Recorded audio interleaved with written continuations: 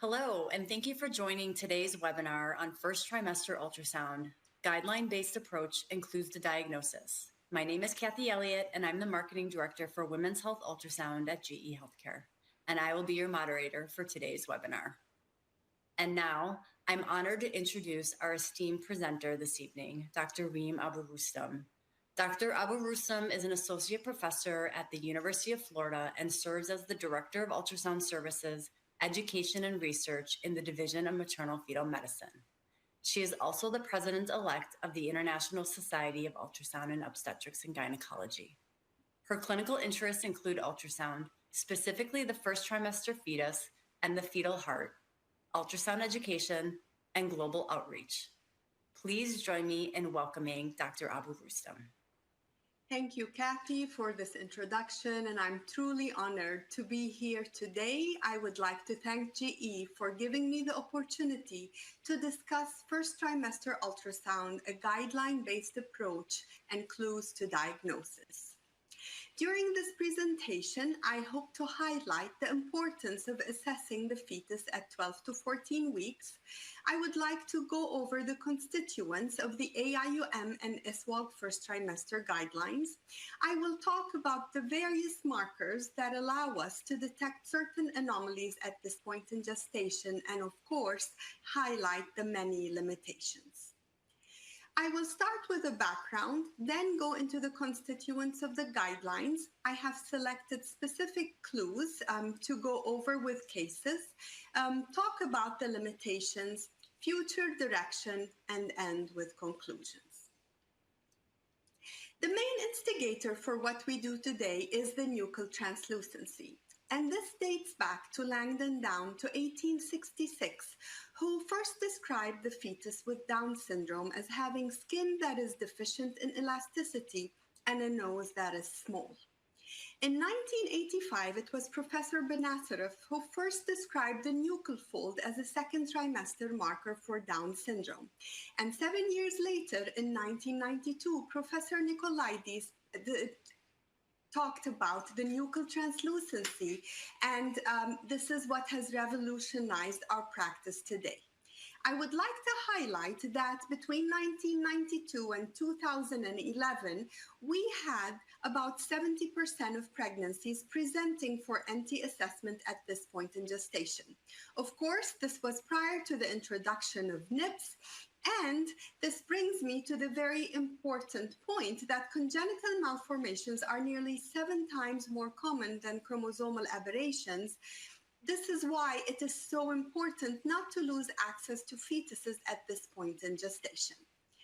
Now, since the introduction of the NT, this has been coupled with tremendous technological advances. And really, with the equipment that we have today, we are able to study the developing fetus with so much detail and at much earlier points in gestation.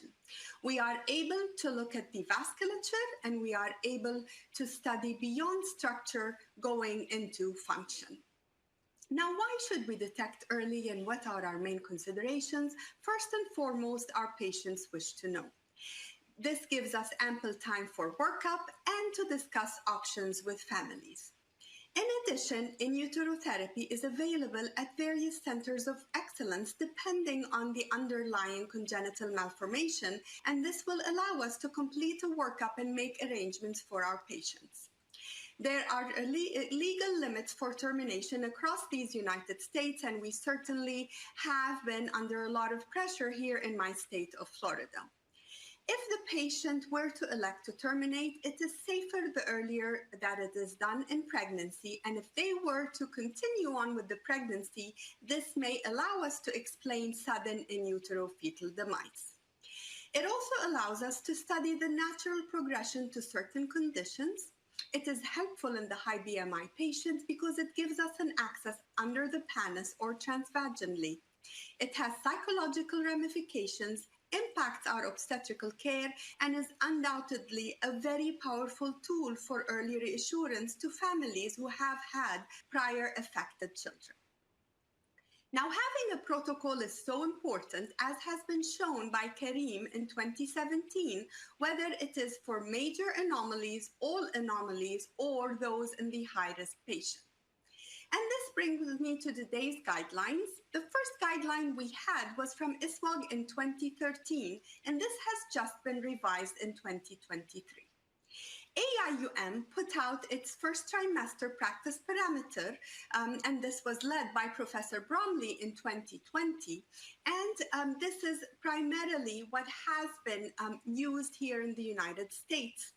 But let us look and compare both of these guidelines. I have highlighted in red the main differences, and I will go into various components of the guidelines. Now, the first thing is both of them have as a primary goal aneuploidy screening, establishing dating and chorionicity, and the detection of structural anomalies. The ISWAG guidelines highlights obstetric complications more than we have in the AIUM. Now, there's a slight difference in when you can start doing this examination. For the AIUM, it starts at 12 weeks. For ISWAG, it is 11. The main reason is for the AIUM, this is for structure. This is since the introduction of NIPS. And of course, the further we are in gestation, the better our ability to detect structural abnormalities. On the other hand, if you're not using NIPS and you're using the NT for aneuploidy, then the earlier you are, the more sensitive is the NT. Now, we require advanced training for the sonologist and high-end equipment with high-frequency probes and, of course, proper documentation. One of the critical components of both guidelines is the adherence to the ALARA principle, though there is a difference in the output display standards, and I will talk about that shortly. In the US, because of a limitation in centers of expertise, this is indication-driven, whereas according to ISWAG's guideline, this is to be offered to everyone, and if the center is unable to perform it, to refer. Both stress the importance of determining chorionicity and amnionicity in multiple gestation and screening and counseling. As I mentioned before, ISWAG puts more importance on screening for obstetric complications than the AIUMs, highlighting the role of biochemistry and various analytes. Sonographically, AIUM uses the coronal plane more than what we will see in ISWAG's parameter, and both of them have roughly 30 anatomic and biometric planes. Now, the AIUM guideline, it has a required component, and then if there is an abnormality or based on certain findings, there are additional requirements as indicated. The ISWAG guideline, on the other hand, has a basic and an advanced section, and this is based on the experience of the sonologist, and so as expertise is gained, the center can transition from performing the basic to the advanced. Now, there are several goals to performing a scan at this point in pregnancy. First and foremost is safety. And this is why you have to be mindful to the output display standards. There is a difference between AIUM and ISWAG. According to ISWAG's safety committee, they recommend that the thermal indices should be less than 1. AIUM, however, stipulates that it should be up to 0.7, so be very mindful to your output display standards and be observant not to exceed 0.7. You have to start by determining the location of the pregnancy. So is this a properly placed intrauterine gestation? If there is a prior C-section, where is the scar? Is there any concern about the niche? And I will show some interesting cases that we've had in the past year. First is a heterotopic pregnancy where you can see a gestational sac that is within the endometrial cavity, but then we do have another heterotopic gestation in the niche. Be careful of a cervical ectopic, and most recently we had a very healthy intrauterine gestation where you can see the fetal pole and the yolk sac with the subchorionic hematoma. However, there was also a heterotopic gestation that was intramural. This soon resorbed within a few weeks after this scan. Viability is very important, and we need to use M mode to measure the fetal heart rate. If you are worried about having a live fetus, color may be used, and in this case, we had a dichorionic gestation with the demise of one twin. Number of fetuses is much easier and to determine in the first trimester and to establish chorionicity. If you are very early on in a monochorionic gestation, it becomes difficult to see a dividing membrane. Use the transvaginal route and you can count the yolk sacs. Dating is also a very important component of both guidelines, whether you use the CRL. This is also important in case of twins because early discordance in the CRL and in the nuchal translucency, especially in monochorionic gestations, is associated with twin-to-twin transfusion syndrome. Screening for aneuploidy in the era of NIPS is not our priority, and the AIUM guideline does not stipulate measuring the NT, especially when NIPS has been done, but to look at it, and if it looks increased, to measure it. But certainly the nuchal translucency, looking for tricuspid regurgitation, and reversal of the A wave in the ductus venosus are key components in screening for aneuploidy. In terms of detection of structural abnormalities, the guideline-based approach for both is very similar to what we do in the second trimester, where we evaluate the fetus using the sagittal, axial, and coronal planes. In addition to the biometric component, we look for the placenta and cord insertion. We look for all the axial planes of the fetal head. We look at the fetal face coronally and sagittally. We look at the fetal heart, the fetal abdomen and pelvis, and of course, the fetal skeleton. Now, I've combined in this table all the possible structures that can be assessed at this point in gestation from both guidelines. And as I mentioned before, create your own protocol in your unit and add components as experience is gained. When we start with the head and brain, we're going to do exactly what we do in the second trimester. We're going to look at transventricular, transthalamic, and transcerebellar planes. We want to look at the shape of the skull, make sure there's good ossification. And as we sweep through the head, we will start by looking at the butterfly sign. This was described by Sepulveda in 2004.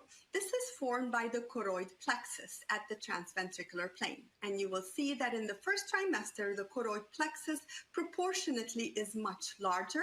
It occupies a bigger area within the skull, and it touches both medial and lateral walls of the lateral ventricle. The reason for this is it plays a key role in secreting growth factors, interleukins, and cytokines, and in this way, it creates short diffusional distances to get them to the developing CNS. Below it, you're going to see your thalamic plane, where you see the thalami, the midline forks, the cerebral peduncles, and with good resolution machines, you can see the aqueduct of Sylvius. And I say usually it's almost a third of the way from the occiput inwards, so it is kind of a mirror image of where our CSP would normally be. That is the aqueduct of Sylvius, not to be confused with the dilated fourth or the third ventricle. And above our transthalamic plane, you may see a fluid-filled structure that in some early guidelines was referred to as the third ventricle. In fact, this is now known as the cavum villi interpositi, which is a physiologic fluid collection seen suprathalamic. The cerebellum may be seen and measured, and this depends on the route of scanning and the resolution of the equipment. Now, with some of the new techniques, it is also quite impressive, the details that we can see within the brain. And this is an example of the brain stem, so clearly seen on a fetus at about 13 weeks. Moving to the face and neck, we start with the plane where we usually measure the nuchal translucency, and there are so many critical components to this plane that I will highlight in a minute. So we look at the face sagittally, and coronally, because coronally we can see the orbits, we can see the retronasal triangle and the mandibular gap, and I will discuss their importance shortly. We can also look for jugular cysts. We may see the ears and assess their level as well. Now, the mid-sagittal plane is one of the most critical planes throughout pregnancy because it has so many markers within it, and this is a plane that we're credentialed in for nuchal translucency. A lot of times you may think that the image on the left is a true mid-sagittal plane, where in fact it's not, because you see here a communication between the maxilla and the nasal bone. And this is the frontal process of the maxilla and should not appear if you are truly mid-sagittal. So now that we've established a true mid-sagittal plane, and we know this is where we measure our NT, this is where we can also look at the continuity of the skull and see the frontal bone. We can see the equal sign, the nasal bone.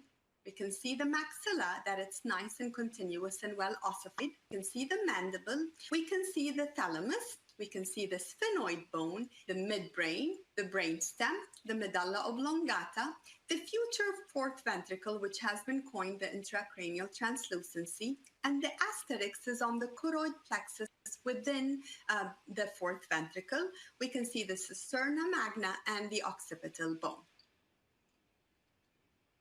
Now, as we sweep coronally on the face, we are able to see the orbits and the lenses. We're able to see the retronasal triangle and the mandibular gap, and I will cover their details in the next slide. And we can see the upper lip, and this becomes very important to families with a prior child with a cleft lip. Using 3D will help reassure them even further. Now, the retronasal triangle was described by Sepulveda in 2010 as a means to assess for facial clefts. And the components are the two nasal bones, the frontal process of the maxilla, the primary palate. This is where we also see the two edges of the mandible with a gap in between to help rule out micrognathia. And of course, if you sweep coronally, you will see the orbits and the lenses. Now, the maxillary gap was described by Shawi in 2015 as a marker for facial clefts. It should be continuous, it should be without a gap, and if there is a gap, that gap should be less than 1.5 millimeters. Moving to the thorax and not the heart, you have to assess the ribs and the rib cage. You need to make sure your lung fields are normal in appearance, and of course establish situs and where the heart and the cardiac axis are. And coronally, you are able to see the lung fields, and you're able to see the diaphragm and the demarcation with the abdominal contents. With new equipment, we're able to see the differentiation of the organs with so much more clarity. You can see the lung fields here, but look at the difference with the liver. You can see the spleen, you can see the stomach, you can see the kidneys with the renal pelvises, and utilizing color will allow us to see the renal arteries. Now, the heart is one of the most critical structures for us to evaluate. The key planes for screening at this point in pregnancy are the four-chamber view with and without color, the three-vessel trachea view, and the sagittal views. And we can see so much with proper magnification, and I need to highlight how important it is to magnify. Because if you look at the image on the right, the heart at 12 weeks is really the size of a rice grain, and at 20 weeks it becomes the size of a euro coin. And so without proper magnification and high-resolution probes, we are not able to see it properly. Now, we start with a four-chamber view with color, and one of the most important things to measure is the cardiac axis, which was described by Sinkoviskaya in 2010. We measure it as we do in the second trimester by bisecting the chest and putting a second line over the interventricular septum. This angle should be between 30 and 60 degrees, so it is stable throughout gestation, roughly at 45 degrees. And what they have shown, Sinkoviskaya's team, is that this outperforms the nuchal translucency in screening for congenital heart defects, especially if they are isolated, not part of a syndrome, and especially if they involve the outflow tract. We need to see the three-vessel trachea view, and the V sign has been described as another marker to assess for abnormalities. And with the new resolution of the equipment, you can go up higher than the three-vessel trachea view. You can go up to the thigh box, where you can see the thymus bordered on either side by the internal mammary arteries, and you can see the brachiocephalic vein posterior to that. So we can see a lot of detail in all of these axial planes. Looking at the four-chamber view with the three-vessel trachea view will allow you to screen for over 85 to 90% of major congenital heart defects. Now, as you sweep up from the four-chamber view, you see your three-vessel and three-vessel trachea view, but you can also look at sagittal views. Before we get to that, actually, with new color schemes, we can see the pulmonary veins and a lot of the vasculature within the lung fields themselves. We can see the aortic arch, we can see the ductal arch, and we can see the bicaval view and a lot of the venous system using different techniques. And using glass body, you can see here that we clearly see the bicaval view, the right atrium with inferior and superior vena cava. We see hepatic vein, umbilical vein, we see the azygos, and again, using different color schemes and glass body modes. Moving to the abdomen, we're able to look at the abdominal circumference plane where we measure the AC. We can see the renal arteries, and these are very helpful in ascertaining the presence of the kidneys, because a lot of times we may not be able to clearly see kidneys depending on the gestational age and the resolution. We can also see cord insertion, and we can also see the bladder with a three-vessel cord. And employing color, you can see the hepatic vasculature, and you're able to see cord insertion as well.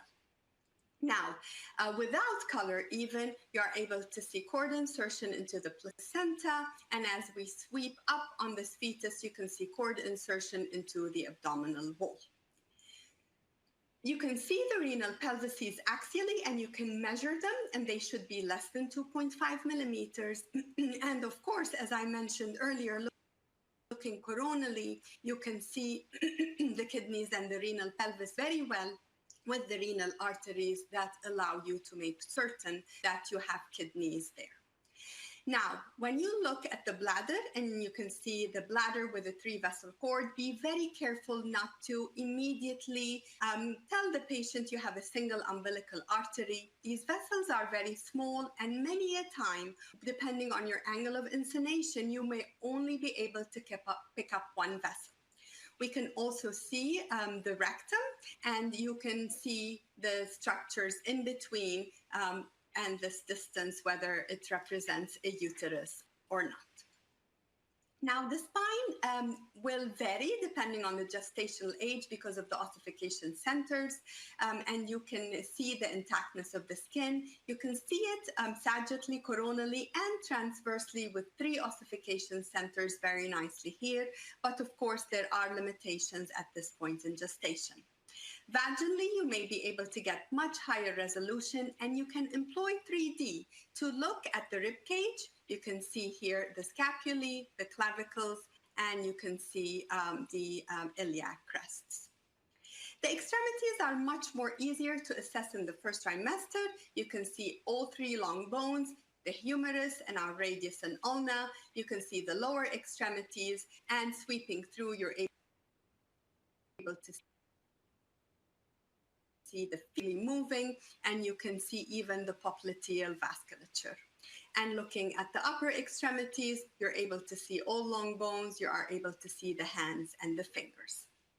Now, 3D is helpful because usually the fetus puts the hands and feet in front of the body to ascertain their presence, versus second and third trimester, where we really struggle sometimes to look at the extremities. Now, with new equipment as well, it is amazing how much we can see. As I sweep down this fetus, you're going to see the clavicles come into view very clearly. And what is amazing too is our ability to see the muscles, and this is becoming more and more obvious with the resolution and the equipment that we have today. And I wonder whether our next areas are going to be the musculoskeletal system with a focus on the muscles, because look at the clarity with which we see so much of the thoraco-abdominal musculature. And this will be a whole new level of learning. As we move into the pelvis, we need to look at the placenta as well, and we need to look at the cord insertion and make sure that we have a proper cord insertion. In this example here, you will see that the cord inserts directly into membrane, and using color, you can see it very clearly as well. This was a filamentous cord insertion, and these can be seen as early as 12 weeks. This is a recent case of monoamniotic twins, and on 2D, you can see the entangled cords already, and using 3D, you can see that you have cord entanglement. And so in this case of monoamniotic twins, those are very important things to look for and to follow through. Now, amniotic fluid and membrane are very important as well. Though we don't measure the AFI at this point in gestation, you can subjectively assess it, and you can look at the amnion and make sure you don't have synechiae or any bands. As you can see here, this was a case of an amniotic band through the fetal face, and you can see the difference in the ecotexture of the fluid around this massive disruption and the deformity. Now, the maternal pelvis is part of the guideline as well. You have to make sure there are no large myomas, no Müllerian anomalies, and no masses on the ovaries. As we see here was a case of a borderline tumor with microinvasion at the time of the first trimester assessment. Next is screening for obstetric complications, starting with PAS. And you can see in this case, of course, this is transvaginal. You have the cervix here. You have a placenta previa and anterior previa, no clear demarcation with the uterus, and you have increased vascularity at the interface as well. And this was a PAS. There are many other examples, some of which include looking for your cesarean scar. And in this case, you can see the C-section scar. You can see the extension of the chorionic plate into the C-section. And this was a niche pregnancy with extensive vasculature at the bladder interface.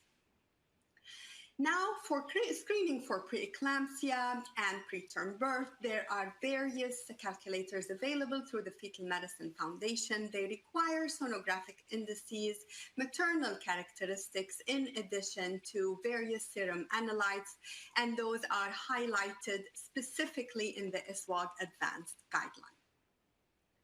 Now that we've covered most of what is available in both guidelines, we're going to go to clues to diagnosis. And there are so many hidden markers that have been described. I have them listed alphabetically here as to the marker, the organ that it corresponds to, and what we may use it to screen for. And for the purposes of time, some clinical examples of. So we will start with the butterfly sign, and this is what we saw as the normal.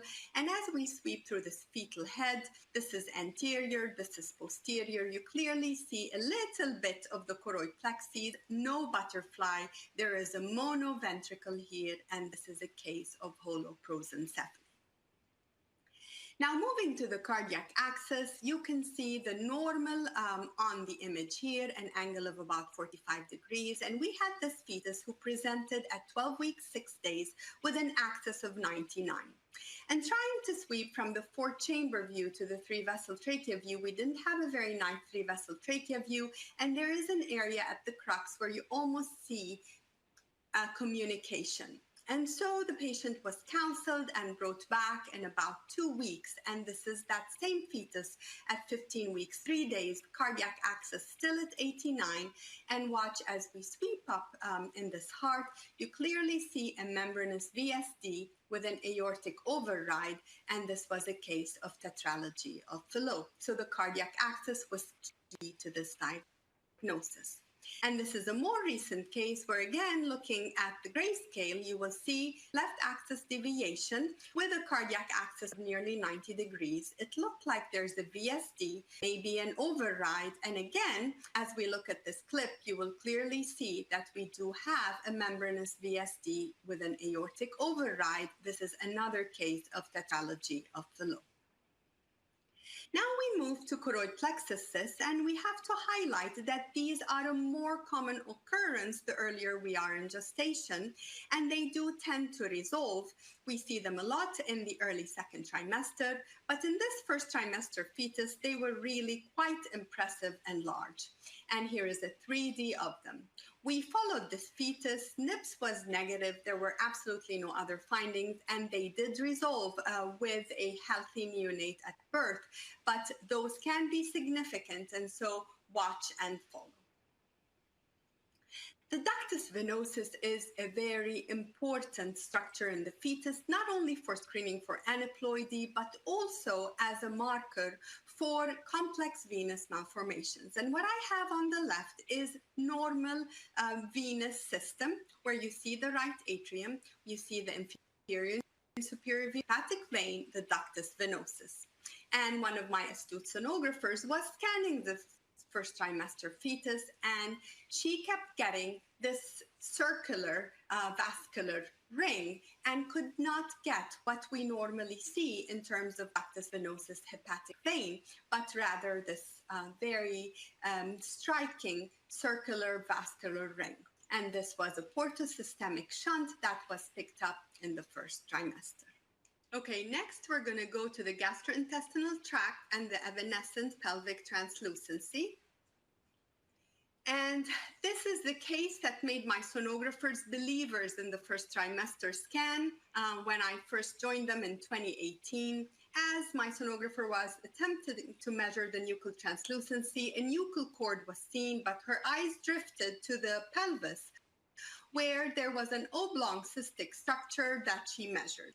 Now, this was described by Jean-Philippe Beau in 2010 as an echolucent area that appears in the first trimester, but disappears in the second. And the fact that this appears highlights that it may be a marker for anal atresia. This fetus did have anal atresia. Now, we recently had another case. I did counsel the patient about anal atresia. The fetus is still in utero. We're following closely, and we'll see what the outcome is, but certainly be mindful that appears and then disappears. Next, I'm going to talk about the max section on the face. As you're looking mid-sagittally, you should see a nice and continuous maxilla. And here we see two different fetuses where the proximal half of the maxilla is missing, and this is a cribiform maxilla. Both had a very large facial cleft. And in this case, this is another fetus looking coronally at the face. You cannot see a retronasal triangle, and you will see a large defect in the upper lip of the fetus. This was a cleft lip and palate. Moving to the genitourinary system, we can see a large cystic structure and the abdomen in this case, and it does communicate with the kidney on the right. And so this was a megacystis with a hydroureter, hydronephrosis in a case of bladder outlet obstruction. Next, we're going to talk about the nuchal translucency. Even though it is an established marker for aneuploidy, it has a role in congenital heart defects and various syndromes, as I will illustrate. This is a recent case with a fetus that had a nuchal translucency above the 99th centile. And as we look axially here in a second, you are going to see the thick nuchal translucency with septi. And as we get into the neck, we're going to get jugular sacs on both sides, and you can see them here on both sides. Also parasagittally, you can see the jugular sacs, and using biplane, we can look at the fetus both sagittally and axially, and you will see that you can put your marker where you're looking, starting with the nasal bone and the retronasal triangle, going up to the level of the butterfly, and walking down the entire fetus to look at the face, orbits. You can see the chest, the stomach, established situs, and all the way downwards. This fetus did not have any other abnormalities, but it was a case of Newman's. And this next case, yes, it is clear that we have a very thick nucal, but there is much more than that. You can see that this fetus is hydropic with skin edema, with very large pleural effusions, and with multiple septi and jugular sacs. And this fetus had Turner syndrome. Next, we're going to move to the three-vessel trachea view, although I did touch on that when I talked about the cardiac axis. This is a case where we were sweeping from the four-chamber view to the three-vessel trachea view, but we kept getting this circular structure. And instead of getting a V sign, we have a U sign here, which has been described with a right aortic arch, with the trachea being in the center. However, as we continued to adjust our color settings, we could see a vascular ring circumferentially around the trachea at this level, and this is using 3D. This was a double aortic arch. Next, I will talk about tricuspid regurgitation as a marker for aneuploidy and congenital heart defect. And it's clear the minute you look at this heart, the cardiomegaly that we have, the left axis deviation. And to orient you, this is spine, this is anterior, these are the ribs, and here is the septum, and I've labeled right and left. And so you clearly see a very large right ventricle and an even larger right atrium, very small left atrium, and you can see the regurgitant jet even without color. And using color, you will see the regurgitant jet emanating from deep within that ventricle, and this was Epstein's anomaly.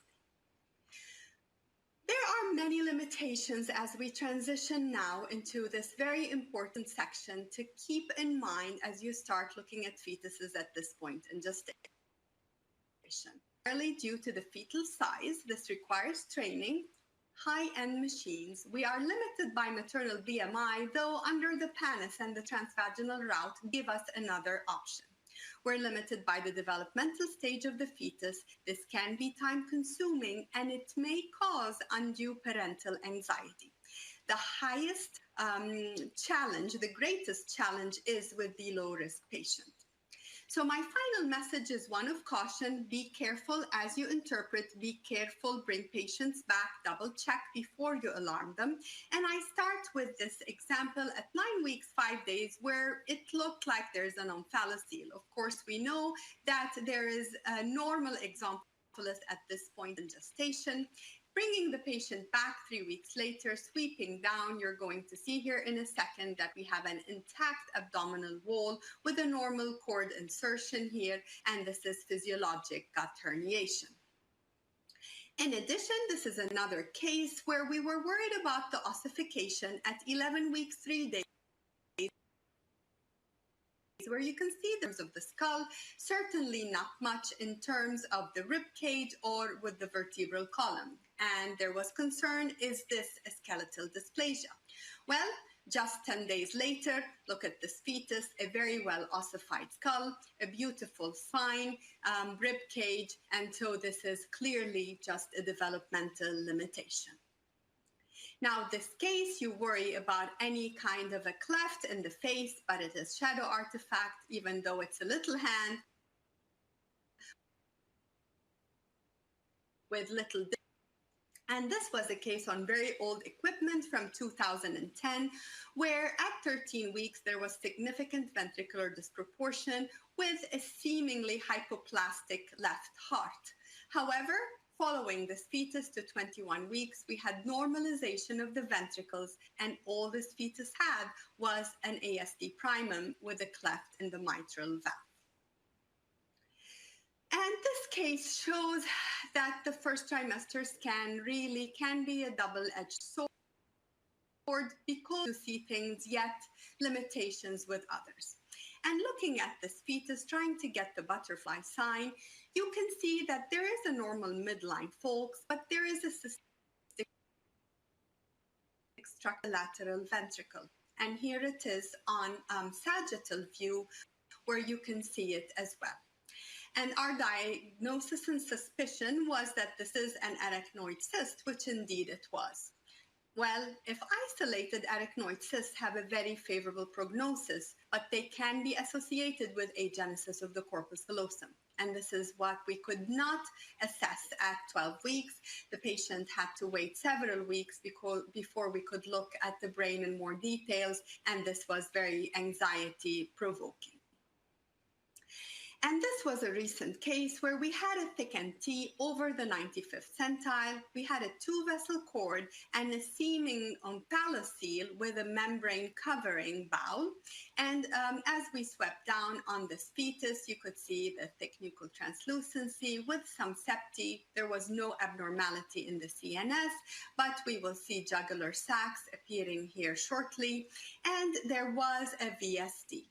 And with these findings, we counseled the patient about the possibility of a chromosomal aberration, thick NT, 2-vessel cord, suspected omphalocele, VSD, and she came back for an MU at 16 weeks, 3 days. And here, as we sweep through, you will see that when we're going to get to the abdomen, there is no longer any membrane covering, free-floating loops of bowel, and here they are, and they are tethered here, and so is the fetal right arm, where we can see a hand but no real fingers, and this in fact was an amniotic band sequence. Future, where do we go from here? I hope with all of this that those of you who haven't started looking at the fetus will start.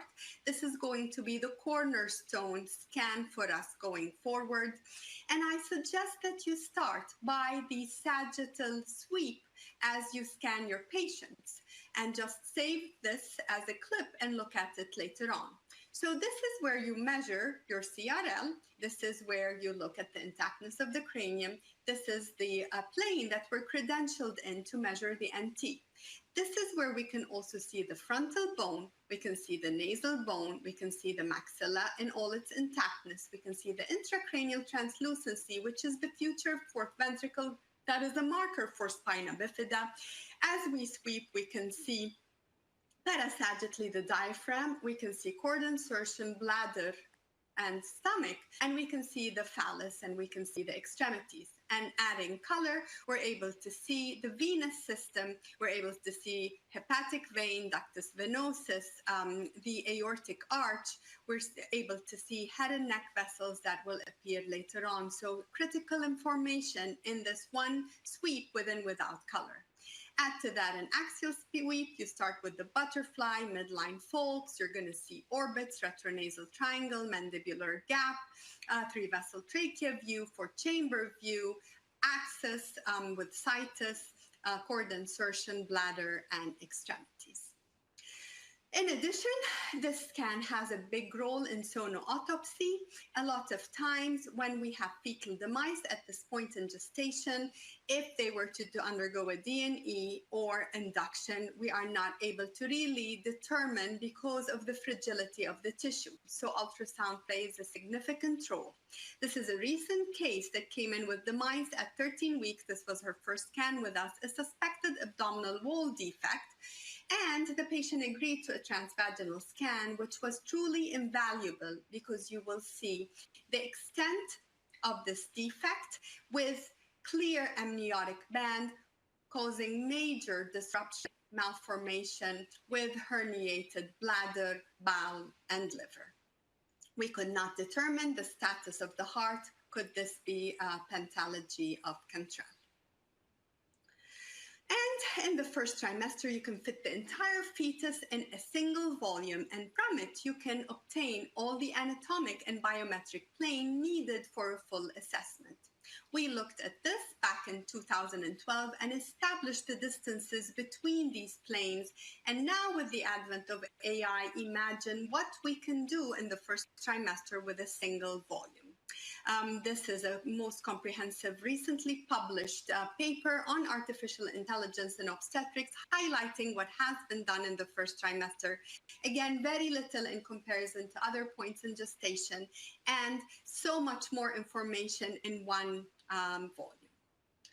With new technology, we're being pushed earlier and earlier. This is at 10 weeks, 4 days, and so embryo in the future.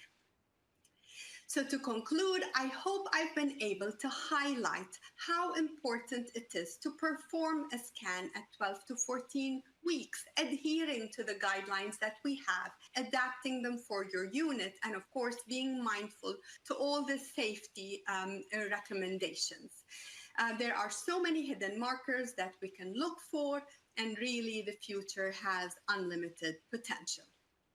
None of this would be possible without the incredible team that I'm blessed to work with, the MFMs at the University of Florida, my MFM fellows, my genetic counselor, and of course, at the forefront of which my sonographer extraordinaire, Cam, and the incredible team that she has amassed with their skills, because the sonographers are really our eyes and brains with each scan. I see what they show me and what they really suspect.